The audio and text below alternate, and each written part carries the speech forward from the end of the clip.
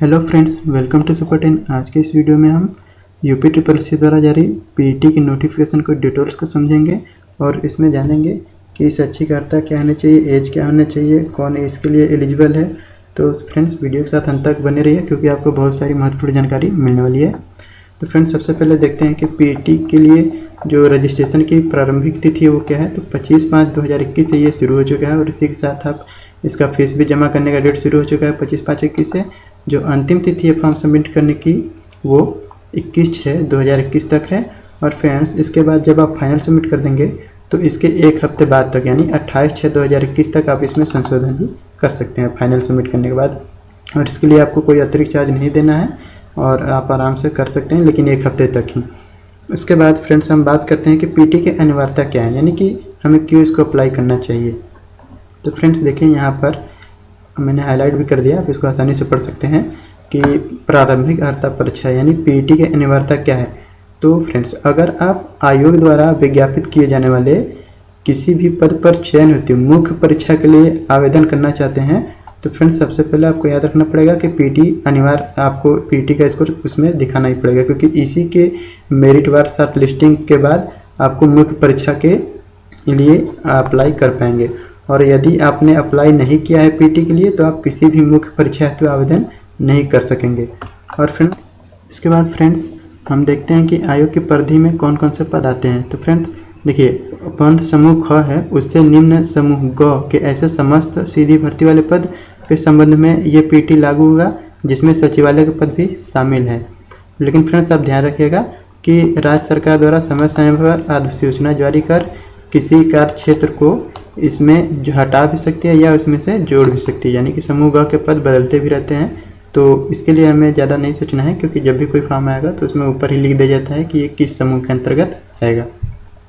Okay friends, इसके बाद हम बात करते हैं शैक्षिक अर्हता की कि हमारी मिनिमम शैक्षिक अर्हता क्या होनी चाहिए। तो फ्रेंड्स इसमें मिनिमम शैक्षिक अर्हता हाई स्कूल या समकक्ष है और उससे अगर हायर भी आपके पास क्वालिफिकेशन है तो भी आप एलिजिबल है और इस पर आप अप्लाई कर सकते हैं। उसके बाद फ्रेंड्स हम बात करते हैं एज की। तो फ्रेंड्स यहाँ पे देखिए आयु सीमा हमारा दिया हुआ है। आयु सीमा में जो मिनिमम आयु सीमा है वो हमारा 18 वर्ष है और मैक्सिमम 40 वर्ष होगी। इसके अतिरिक्त जो भी हमें उत्तर प्रदेश राज्य सरकार द्वारा आयु सीमा में छूट दिया जाता है विभिन्न वर्ग के अंतर्गत, जैसे SC/ST के लिए और फिर उसके बाद EWS कोटे के लिए, OBC कोटे के लिए, तो जो भी हमारा छूट है तो वो भी एप्लीकेबल होगा और उसमें आपके जो भी सरकार के द्वारा छूट दिया जाता है तो वो एप्लीकेबल होगा बिल्कुल। उसके बाद फ्रेंड्स हम बात करते हैं आवेदन प्रक्रिया की। तो देखिए फ्रेंड्स आवेदन प्रक्रिया में यहाँ पर आपके 5 स्टेप्स हैं। तो 5 स्टेप में देखिए फ्रेंड्स, फर्स्ट स्टेप है कैंडिडेट रजिस्ट्रेशन। रजिस्ट्रेशन करने के बाद आपको जो है सेकंड स्टेप है फ़ोटो तथा हस्ताक्षर अपलोड करना। फिर तीसरे स्टेप में आएगा फॉर्म का शेष विवरण भरना जाना जिसमें हमें शैक्षिक डिटेल वगैरह भी भरना होता है। फिर उसके बाद चौथा स्टेप उस फीस का भुगतान करना तथा एप्लीकेशन फॉर्म सबमिशन करना। उसके बाद फ्रेंड्स लास्ट वाला है प्रिंट आउट लेना। फ्रेंड्स प्रिंट आउट आप लोग ज़रूर से लीजिएगा क्योंकि जो इसका प्रिंट आउट है वो हमें बाद में वेरिफिकेशन के लिए ज़रूरत पड़ेगा, ऐसा स्पष्ट किया गया है बिल्कुल विभाग के द्वारा। इसीलिए आप लोग प्रिंट आउट लेना कभी भी ना भूलें और प्रिंट आउट लेकर बिल्कुल संभाल कर उसको रखे रहें क्योंकि इसकी ज़रूरत आपको बाद में पड़ेगी सिलेक्शन होने के बाद। उसके बाद फ्रेंड्स हम बात करते हैं फ़ोटो और साइन का क्या होना चाहिए इसमें। तो फ्रेंड्स फ़ोटो और साइन का साइज और उसमें किस तरीके से हमें अपलोड करना है तो वो देखिए यहाँ पे स्पष्ट रूप से लिखा गया है, आप ये सारी डिटेल्स को आसानी से पढ़ सकते हैं।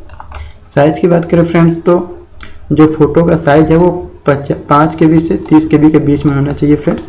और जो सिग्नेचर है वो भी 5 से 20 KB तक होगा, यहाँ पे मेंशन नहीं किया हुआ है लेकिन आप 5 से 20 KB के रेंज में अपलोड करेंगे तो अपलोड हो जाएगा।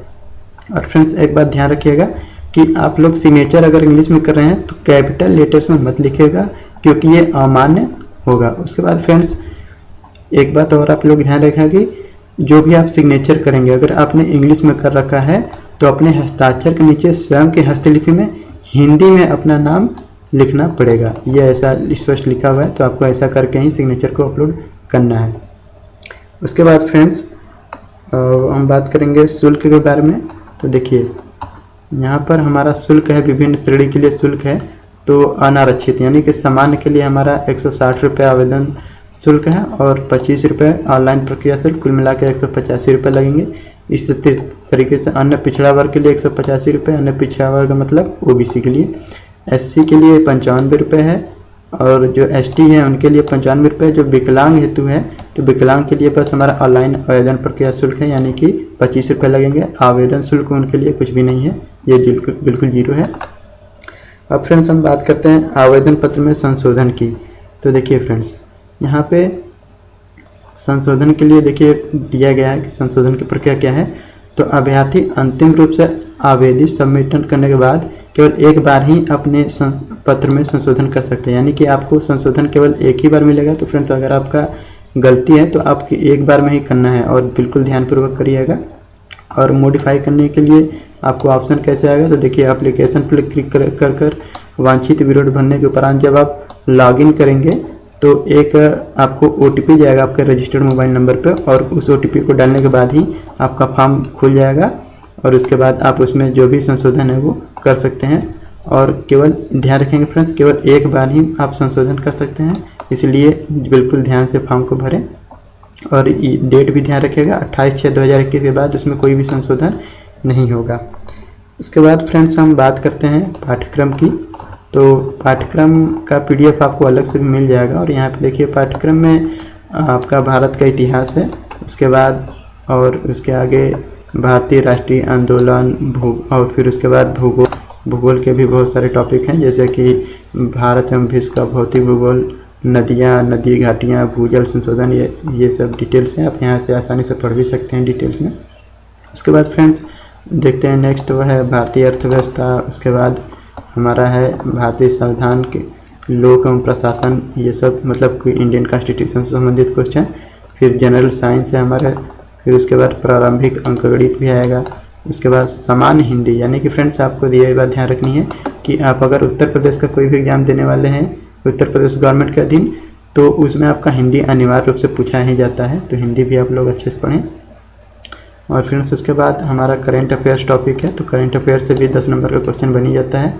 फिर जनरल अवेयरनेस का क्वेश्चन है, और ये सभी मल्टीपल टाइप होंगे जिसमें कि आपका 4 ऑप्शन दिए जाएंगे और 4 ऑप्शन में से कोई एक ऑप्शन सही रहेगा, उसी का आपको सिलेक्ट करना है। ओके फ्रेंड्स, तो इस सारे लेक्चर की PDF भी आपको मिल जाए। ओके फ्रेंड्स, तो उम्मीद करता हूँ कि आपको यह जानकारी पसंद आई होगी। तो वीडियो को पूरा देखें और अपने फ्रेंड्स के साथ भी शेयर करें ताकि महत्वपूर्ण जानकारी उन्हें भी मिल सके। ओके फ्रेंड्स, वीडियो देखने के लिए थैंक यू।